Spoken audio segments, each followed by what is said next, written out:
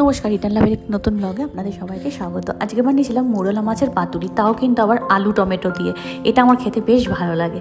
মাছের গায়ে নুন, হলুদ আর লঙ্কার গুঁড়ো মাখিয়ে নিয়েছিলাম, আর আলু লম্বা লম্বা করে কেটে নিয়েছিলাম, টমেটো আর পেঁয়াজ আর কাঁচা লঙ্কা সব একসাথে ভালো করে মেখে নিতে হবে। তারপরে কলা পাতাটাকে লম্বা করে কেটে একটু গ্যাসে সেঁকে নিয়েছিলাম, যাতে কলা পাতাটা ছিঁড়ে না যায়। তারপরে মাছগুলো দিয়ে সর্ষের তেল দিতে হবে, কিন্তু বেশি করে। সর্ষের তেলটা বেশি না দিলে কিন্তু এটা টেস্টটা ভালো হবে না। আবার যখন আমি প্যানে দেব তখনও কিন্তু এটা সর্ষের তেল দিয়ে এপিট ওপিট করে ভাজবো। তেলটা না দিলে না মাছটা আমার শুকনো শুকনো লাগবে খেতে।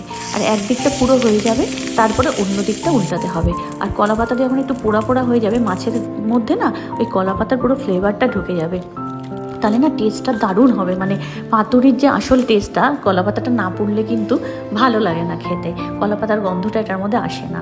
আর গরম গরম ভাতের সাথে এটা দারুণ লাগছে খেতে। একবার বাড়িতে